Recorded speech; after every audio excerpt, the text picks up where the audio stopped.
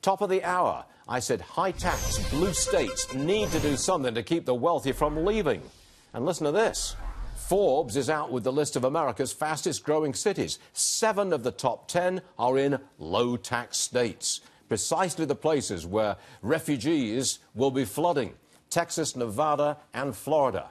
Let's bring in America First Policies advisor Andy Puzder. He's also the author of that book, The Capitalist Comeback. Oh, I like the sound of that. All right, Andy, welcome to the program.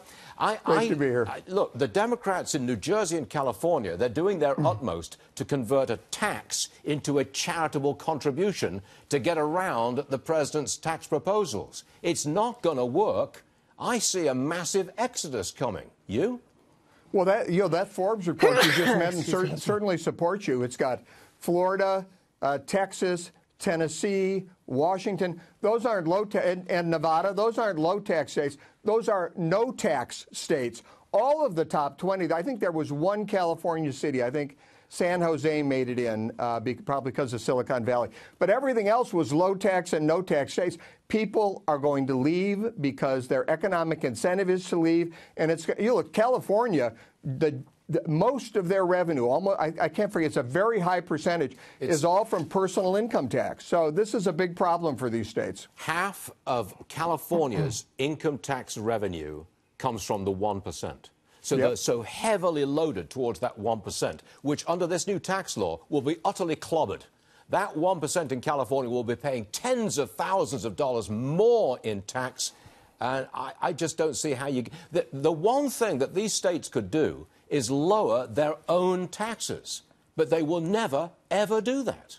Well, they can't afford to do it. They've got these unfunded liabilities to pension funds, basically, state employee pension funds, that are on top of their budgets. They can't even meet their regular budgets, but they have these huge unfunded liabilities, and it makes it impossible for them really to do anything other than to continue to tax. So there's a big dilemma in these states. They need to figure out what to do. I think there's going to be big problems in New York, California, New Jersey, Illinois. I think it's coming. You can see it a mile off. I've got to ask you about United Airlines. They've got a new system for their quarterly performance bonuses. Instead of offering the performance bonus to all employees, they're going to bring in a lottery. Cash prizes, $2,000 to $40,000 once a quarter. One lucky employee gets $100,000. Why on earth would you substitute a lottery for a performance bonus? I can't imagine. I have absolutely no idea what they're trying to do other than to reduce costs. This is a terrible idea. You give people performance bonuses for 2 purposes. One is you want to keep your best performers, so you want to compensate them. But 2, you want to incentivize everybody to try and be a better performer. You want people to give the best customer service they can give. What incentive would you have to be a top performer if you didn't have any better chance of getting a bonus than anybody else? I mean, it would incentivize you not to try, to do less rather than more, because you don't get a benefit for doing. This is a terrible, terrible idea. I have no idea what they're doing. And the stock is falling as we speak. I think the investors agree with you, Andy. I've got to ask you about Delta. They stood firm on the decision to cut ties with the NRA, but then it was revealed that only 13 people actually took advantage of the NRA discount and got a Delta flight to their annual convention. Am I right? It seems like 13 people cost Delta $40 million worth of tax breaks. Well, $40 million is just that's the bottom line cost. I mean, what you see here is Delta being completely off message.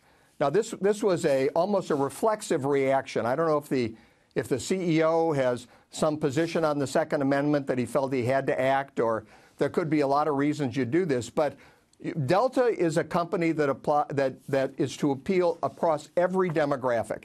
They compete with Southwest and United and American for every American citizen who wants to fly.